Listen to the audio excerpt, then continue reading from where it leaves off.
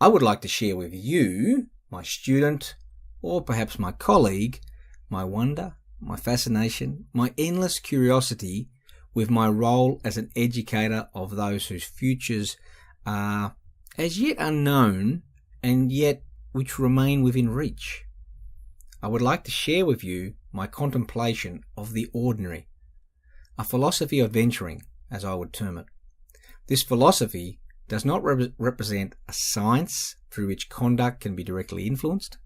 It does, however, outline a closely related underlying disposition I argue is essential to comprehend if we are to unite education and training to support entrepreneurial adventuring.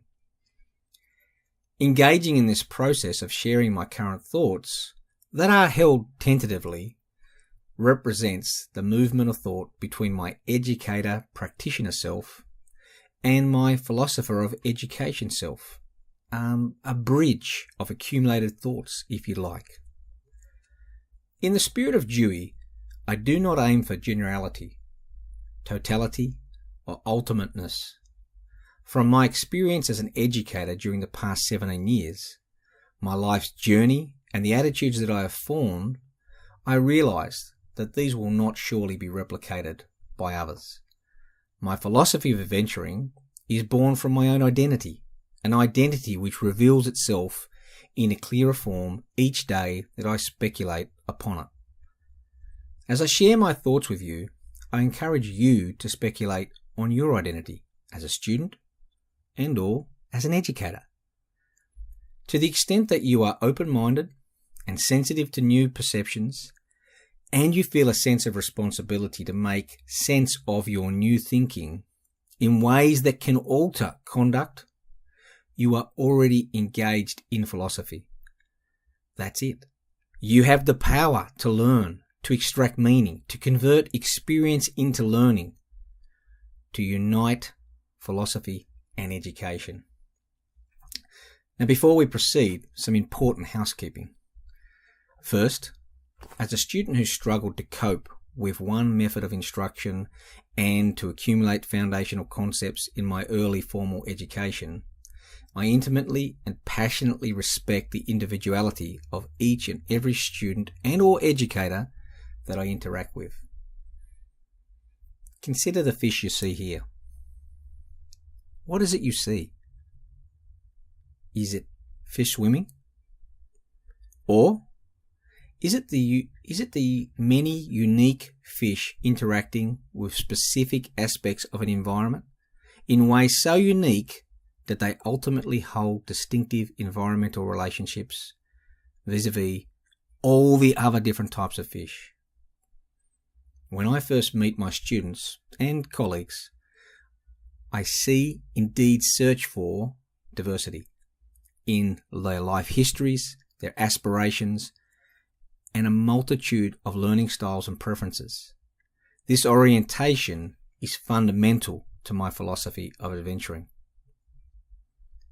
Second, for me to succeed in my role as an educator, my students and/or my colleagues must begin or be further supported in a process of transformative learning. That is, they will be experiencing a growth of individual consciousness, critically questioning their habits of mind and venturing down one's life journey to individuation. Have you noticed the herd mentality in the imagery on the screen? This is another challenge that must be addressed. Darrell Sharp argues we cannot develop unless we choose our own way, consciously and with moral deliberation. The development of personality means fidelity to the laws of one's own being. The segregation of the individual from the undifferentiated and unconscious herd.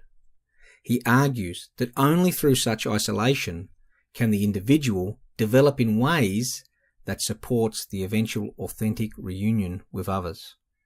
I too hold these ideas at the very center of my philosophy of adventuring. The idea of adventuring has morphed from more than 10 years of speculating about helping my students graduate as reasonable adventurers, or graduates capable of creating their own opportunities for satisfaction in all aspects of their lives. I see my students as permanently suspended in their own unique timelines, forever moving from their origins towards various destinations. So they never really arrive at the final destination. They just pass through moments in time where satisfaction can be found. The idea of the reasonable adventurer was originally developed by Roy Heath at Princeton University in the 1960s. He proposed that his students could graduate as reasonable adventurers through the development of 6 specific attributes. The first attribute is an ability to be both a skeptic and a believer. So it's this ability to challenge the context of knowledge. And this is very, very important, that we don't have students sitting in front of us who are merely saying, well, the lecturer said, therefore it must be so. So we want to encourage our students to challenge the veracity, the context, the application of every new idea that they meet. Secondly, we want our students to be able to develop new, interesting and strong friendships. Friendships through which they develop an appreciation of the worldviews of other people. This is very important in helping them to understand how they differ and are the same from other people. We also want our students to be able to develop this capacity to trust their own personal experiences, to create these value judgments in their context of their own life. Fourth, we want our students to be able to tolerate ambiguity.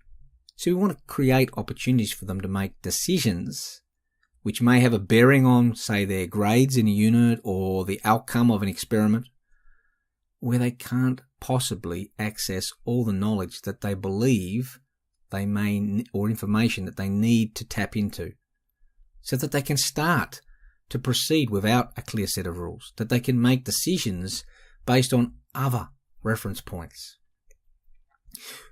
Fifth, we want our students to be able to have this uncommon interest in the commonplace, so that the lives that they live, the ordinary lives that they live, can become fascinating, can become full of wonder, can become full of opportunity.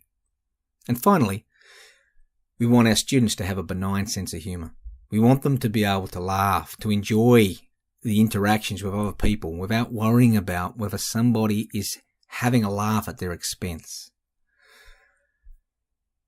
These 6 attributes are the very basis of developing the reasonable adventurer.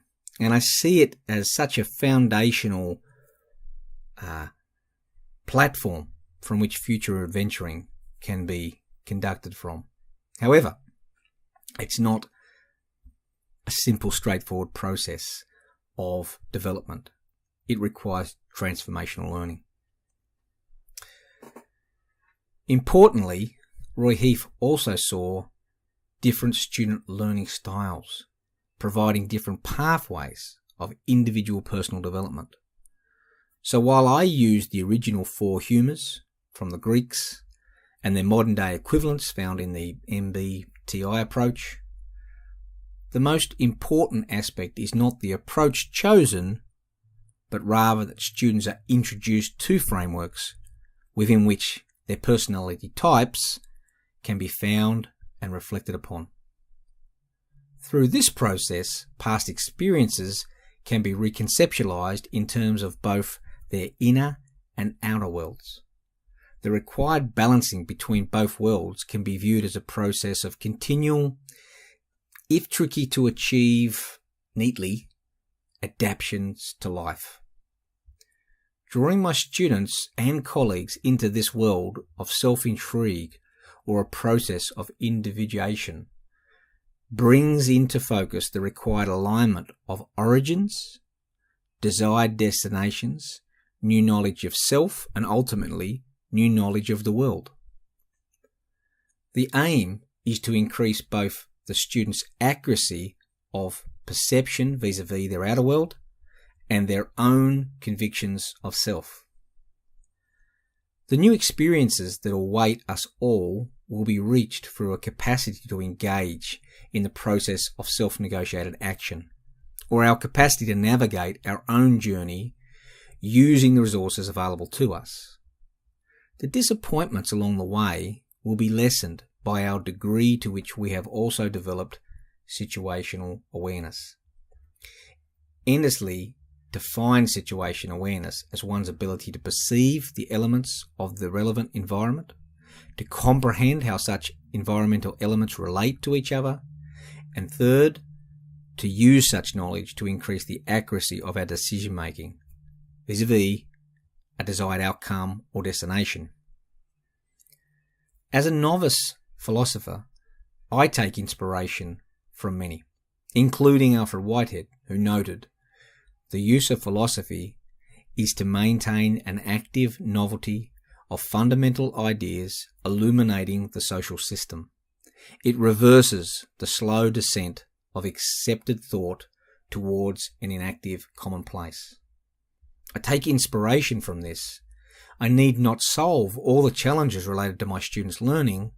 I should, however, aim to reduce the blindness my students and colleagues have to the wonder present in their ordinary lives. Here is my purpose in developing a philosophy of venturing: a desire to help others to see what lays at their feet, yet which, when ignored, restricts our efforts to reach our full potential or our full personality. As Hoffa stated so neatly, people who cannot grow want to leap. They want shortcuts to fame, to fortune, to happiness. Within my philosophy of adventuring, there are 4 action zones through which we can attempt to help people to grow in such ways that they don't need to look for shortcuts. The first area is the zone of separation. Separation of the individual from the herd is the first step in the process of adventuring. Remember, adventuring in this context aligns to creating opportunities for satisfaction, not merely exploring unknown worlds and experiencing unknown consequences. Jung defines this process as individuation, a process whereby individual beings are made and differentiated from collective influences, such as family, friends, and other social groups. He sees the individual developing as a dialogue with his or her unconsciousness, in a sense understanding their shadow. This process of critical self-reflection represents a lifelong journey, but it must start for transformative learning to begin. Without challenging our frames of reference, we will not increase the accuracy of our perception of either our inner or outer worlds and the vital relations between them. The second area of interest is the zone of identity. Just as every educator teaches who they are, so do our learners learn as individuals. Yet the identities we all hold often remain a mystery and limit our personal evolution. It is critically important that our students can find a supportive space within which to rework their sense of self, their relations to others, and to the environments within which they interact. Most students' identities are formed through various dependencies upon external forces, such as family and social norms. In conjunction with the zone of separation, we need to support the opportunity for an alternative inner voice to emerge in our students as they discern between being in relationships and having relationships to relationships. To the extent that we can successfully support our students and colleagues to be separated from the herd and to develop a stronger sense of identity, we can further support their action in the third zone, the zone of authentic union. Notions of emancipatory value of education have long been recognized. In our modern world, the abilities for individuals to take control of their futures and not to be passively dependent upon society is obvious. We cannot live alone, but we must also not be condemned to being dependent upon others all the time. Having a unique identity, understanding individual contribution that we can make to society, and having a strong inner voice are important to participating in society in an authentic manner. Finally, the zone of adventuring. Here, our students and colleagues are able to speculate upon their journeys, the desired outcomes and problems they may face. But such speculation is merely the prelude to potential opportunities for satisfaction.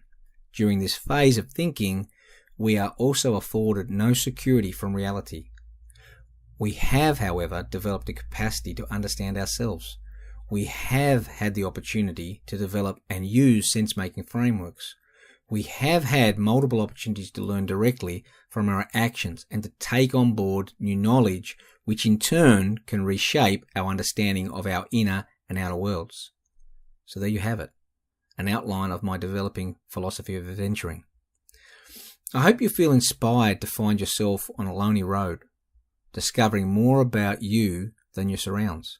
I hope that you have the courage to confront the possible dark clouds on that horizon. For me, I have been on this journey for a little while now. The rewards have so far been immense. It was Isabel Allende who said, "You only have what you give. It's by spending yourself that you become rich." I feel privileged to have been an educator for 17 years. Now I want to give more to both my students and my colleagues. To do so, I must let the philosopher that is inside of me out, so that I can help others to understand the ordinary lives we all experience in ways that can help them to become conscious of the ordinary wonder in their own lives. For now, however, I'll humbly return to my own adventures again.